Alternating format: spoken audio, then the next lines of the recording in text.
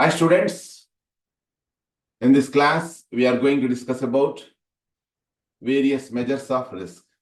Dear students, risk అనేది ఎంత పరిమాణంలో ఉంది అని తెలుసుకోవడానికి కొన్ని క్వాంటిటేటివ్ టెక్నిక్స్ ఉన్నాయి. ఓకే, కొంతమంది మంచి పెట్టుబడికి సంబంధించిన నిష్ణాతులు కొన్ని ఫార్ములాలు కూడాను కొన్ని మెథడ్స్ కూడా కనుగొన్నారు. అది చాలా ఇంపార్టెంట్.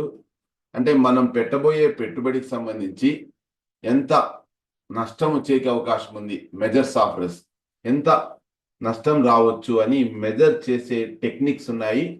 వాటిని ప్రతి ఒక్కరూ తెలుసుకోవాల్సిన అంశం ఇది. కాబట్టి ఈ టాపిక్ లో భాగంగా we're going to learn various measures of risk. Now I will share the file. So this is the question, my dear students. Various measures of risk.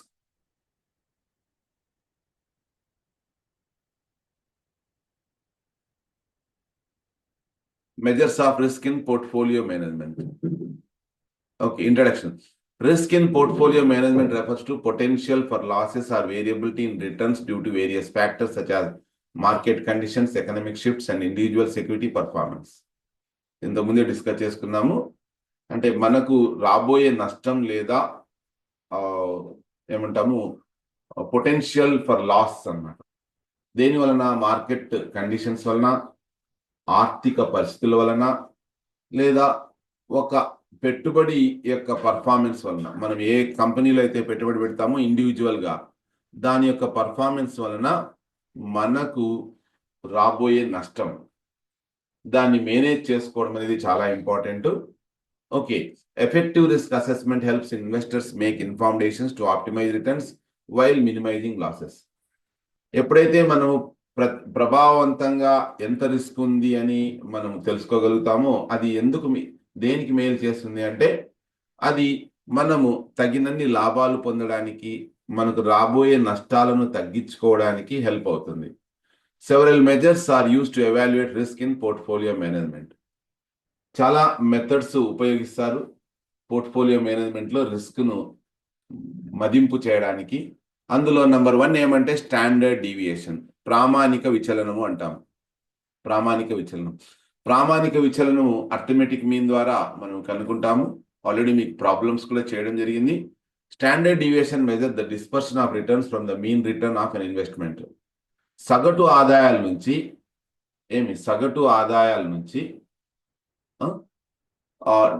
Measure the dispersion of returns, అంటే risk related returns ఎంత spread అయి ఉన్నాయి అని తెలియజేసేదే standard deviation. Higher standard deviation indicates greater volatility and risk. అంటే mean తో పోల్చుకున్నప్పుడు standard deviation చాలా ఎక్కువగా ఉందనుకో, దాని అర్థం ఏంటంటే గ్రేటర్ వొలాటిలిటీ అండ్ రిస్క్ అన్నమాట. అంటే మార్కెట్లో హెచ్చు తగ్గులు ఎక్కువగా ఉన్నాయి, రిస్క్ ఎక్కువగా ఉంది అని అర్థం. ఎగ్జాంపుల్ చూడండి. If A stock has a mean annual return of 10% with a standard deviation of 5%, it's returns could range between 5 and 15% most of the time. ఏమంట? మీన్ అంటే సగటున 10% మనకు ఆదాయం వస్తుంది అనుకుంటే, స్టాండర్డ్ డీవియేషన్ 5% అంటే మనకు వచ్చే ఆదాయం ఎంత నుంచి ఎంత వరకు స్ప్రెడ్ అయి ఉంటుందంటే 10కు, అంటే 5% ఈ వైపు, 5% ఈ వైపు. అంటే ఏమవుతుంది? ఇక్కడ 5 + 10 = ఇక్కడ 15%. అంటే ఇక్కడ చూడండి 5% నుంచి 15% వరకు. అంటే ఈ 10 నుంచి మనం లాస్ వస్తుంది అనుకోండి, 5% తగ్గించుకోవాలా. ఇగో ఈ 5%, అది మనం చెప్పలేం పరిస్థితి, లాభం కూడా రావచ్చు. అప్పుడు 10 + 5 15% వచ్చే కూడా అవకాశం ఉంది. సో అదనమాట. అంటే ఆ డిస్పర్షన్ తెలియజేస్తుంది అనమాట, విస్తరణ. రిస్క్ ఎంత విస్తరించి ఉంది, ఈ మీన్ నుంచి రిస్క్ ఎంత విస్తరించి ఉంది అనేది తెలియజేస్తుంది స్టాండర్డ్ డీవియేషన్. అది. And next is beta. Beta measures a stock volatility relative to overall market. Dear students, beta అనేది ఓవరాల్ గా మార్కెట్ ను దృష్టిలో పెట్టుకొని ఎంత తేడా ఉంది అనేది తెలియజేస్తుంది risk. A beta of 1 indicates the stock moves with the market. ఒకటి అనే వాల్యూ వచ్చింది అనుకో, మార్కెట్ తో పాటుగా మనం ఏ వాటా అయితే కొన్నామో అది మార్కెట్ తో పాటు మూవ్ అవుతుంది అని అర్థం. అదే a beta greater than 1 signifies higher volatility.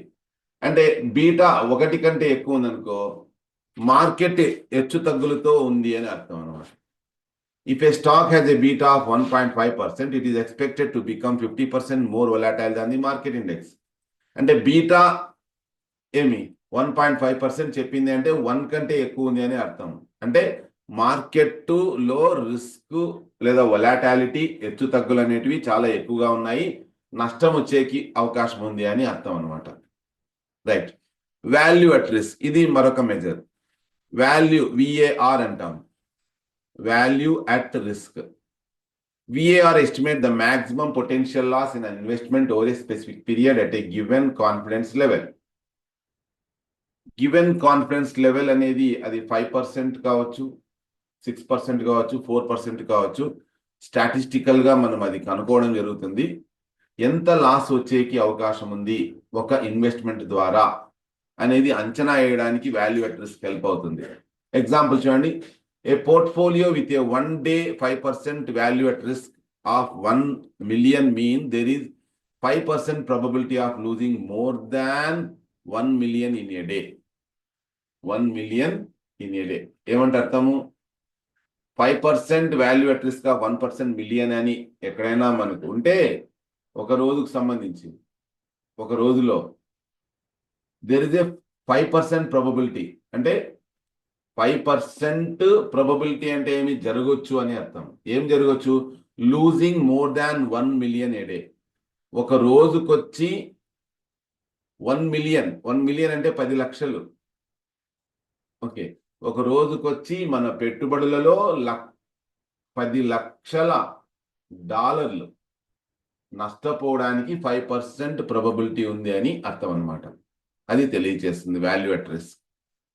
And Sharpe ratio, ఇది మనం 4th యూనిట్ 5th యూనిట్ లో మనం నేర్చుకోబోతున్నాం students. The Sharpe ratio evaluate the risk adjusted return of a portfolio by measuring excess return per unit of risk. ఇది risk adjusted return, risk ను adjust చేసిన తర్వాత ఏమి మనకు ఎంత మనకు లాభం వచ్చేకి అవకాశం ఉంది రిస్క్ ను భరించిన అనేది తెలియజేస్తుంది. The Sharpe ratio evaluates the risk adjusted return of a portfolio by measuring excess return per unit of risk.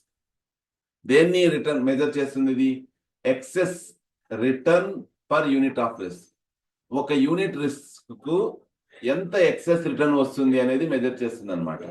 Example, if 2 portfolios have similar returns, 2 పెట్టుబడులు ఉన్నాయనుకోండి, వాటికి సిమిలర్ రిటర్న్స్ ఒకే రకమైన లాభాలు వస్తాయనుకోండి, the one with a higher Sharpe ratio is preferable. Sharpe ratio ఏ దానికైతే ఎక్కువగా ఉంటుందో షార్పే నిష్పత్తి. షార్పే అనేది ఒక మెథడ్ అనమాట, షార్పే అనే వ్యక్తి కనుగొన్నది. ఏ పెట్టుబడికైతే షార్పే రేషియో ఎక్కువగా ఉందో దాన్నే ప్రిఫర్ చేసుకోవాలా, ఎందుకంటే దాని ద్వారానే మనకు బెటర్ రిటర్న్స్ వస్తాయి అని అర్థం. అట్లా. నెక్స్ట్ ట్రైనర్ రేషియో, ఇది కూడాను ట్రైనర్ అనే వ్యక్తి కనుగొన్నది. ద ట్రైనర్ రేషియో ఇది another risk adjusted performance metric that measures excess return per unit of systematic risk. Systematic risk, unsystematic risk అని ఉన్నాయి, మనం డీటెయిల్ గా నేర్చుకున్నాము. ఇక్కడ సిస్టమాటిక్ రిస్క్ వలన ఎంత excess return per unit of systematic risk అనేది వస్తుంది అనేది ఈ ట్రైనర్ రేషియో కనుగొంటుంది. A portfolio with a Treynor ratio of 0.6 provide 0.6 units of excess return for each unit of beta risk. Beta risk కు 0.6 trainer ratio అని చూపిస్తే దాని అర్థం ఏంటంటే 0.6 యూనిట్స్ ఆఫ్ ఎక్సెస్ రిటర్న్ ప్రతి బీటా రిస్క్ కు మనకు వచ్చేకి అవకాశం ఉంది అని అర్థం అనమాట. అది ఇంకా మ్యాక్సిమం డ్రాడౌన్ ఏం తెలియజేస్తుంది? Maximum drawdown measures largest peak to trough decline in a portfolios value before reaching a new peak. New peak అంటే ఎగ్జాంపుల్ మనం ఇట్లా అంటాము, ఇదొక పీక్, ఇదొక పీక్, ఇదొక పీక్, ఇదొక పీక్, పీక్స్ అన్నమాట. సో ఈ వీటిలో మీరు బాగా అబ్జర్వ్ చేస్తే ఒక లైన్ వేసామనుకోండి, ఏది అన్నిటికంటే హైట్ ఉందంటే ఇది, దీనికంటే ఇంకా హైట్ ఇది ఎక్కువ ఉంది. ఓకేనా, రీచ్ న్యూ పీక్ అంటే ఏమి, maximum drawdown measures the largest peak to trough decline in a portfolio's value before reaching a new peak. అంటే మన వాటా యొక్క ధర ఎప్పుడు కూడాను ఏమవుతుంటుంది, తగ్గుతూ ఉంటుంది. మార్కెట్ పరిస్థితిని బట్టి, economic down trends, economic situations బట్టి మళ్ళీ పెరుగుతుంది, మరి తగ్గుతుంది, మరి వెళ్తుంది, ఇట్లా అన్నమాట. ఈ ప్రకారం మనము రిస్క్ ను అసెస్ చేయడానికి అవకాశం ఉంది. If a portfolio drops 1 million to 7 lakhs dollars, 1 million to 7 lakh dollars before recovering, the maximum drawdown is 30%. ఏమంట, ఒక పోర్ట్ఫోలియో అంటే మనం పెట్టిన పెట్టుబడుల యొక్క పోర్ట్ఫోలియో 10 లక్షల నుంచి 7 లక్షలకు డౌన్ అయిందనుకో, దాని యొక్క మాక్సిమం డ్రాడౌన్ ఎంత అంటే 30%. ఎట్లా వస్తుంది అది? 1 million అంటే గుర్తుపెట్టుకోవాల్సింది మీరు 10 లక్షలు అని అర్థం. 7 lakhs, ఈ రెండింటి మధ్య ఎంత? 3 lakhs కదా. 3 lakhs అంటే అప్పుడు 30% అనే కదా అర్థము. అట్లా. So maximum drawdown measures the largest peak to trough decline in a portfolio's value before reaching a new peak. So example ఇక్కడ చూడండి, ఇక్కడ ఇది 10 lakhs అనుకుందాము.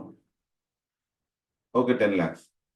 సో ఇక్కడికి వచ్చింది, ఈ లెవెల్లో మనం 7 lakhs అనుకో. ఓకే, సో ఈ రెండింటికి మధ్య తేడా ఎంత అంటే 3 lakhs, అంటే 30% అన్నమాట. అట్లా ఆ రకంగా మనం అర్థం చేసుకోవాలి. Next, Sortino ratio. The Shortino ratio is a variation of Sharpe ratio that only considers downside risk, making it useful for investors who prioritize downside protection.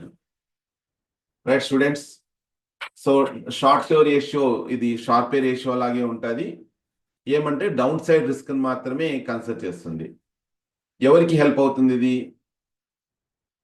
మరీ పూర్తిగా తగ్గిపోకుండా రక్షించుకోవడానికి ఎవరైతే ఇన్వెస్టర్లు పాటుపడుతుంటారో అలాంటి వాళ్ళకు ఈ షార్టినో రేషియో హెల్ప్ అవుతుంది. దానికి సంబంధించిన ఎగ్జాంపుల్ ఇది. Next, conditional value at risk. ఇది మరొకటి value at risk law, conditional value at risk. ఇది దీనికి ఎక్స్టెండ్స్, అంటే కండిషనల్ వాల్యూ అట్ రిస్క్ దీనికి కొంచెం ఎక్స్ట్రా అన్నమాట. వాల్యూ అట్ రిస్క్ మెథడ్ కి extra method. Conditional value at risk extends value at risk by estimating expected loss beyond value at risk threshold. అంటే value at risk threshold మించి ఎంత నష్టం వచ్చిందనే తెలియజేసేదే conditional value at risk అన్నమాట. ఇది దీనివల్ల ఉపయోగం ఏంటంటే it provides A more comprehensive risk assessment. ఒక సమగ్రమైన నిర్ధారణ చేస్తుంది రిస్క్ ను అసెస్ చేయడంలో. అది ఇక దానికి సంబంధించిన ఎగ్జాంపుల్ ఇది. Right, so this is about various measures of risk my dear students. So simple గానే మీకు వీటిని ఇవ్వడం జరిగింది. ఎక్కువ డెప్త్ లేకపోకుండా రిస్క్ ను మెజర్ చేయడంలో ఈ 8 మెథడ్స్ కూడాను మనకు హెల్ప్ అవుతాయి. రాబోయే క్లాసెస్ లో మనం వీటిని ప్రాబ్లమ్స్ కూడా చేస్తూ ఇంకా విపులంగా తెలుసుకోవడానికి ట్రై చేద్దాం. Thank you so much.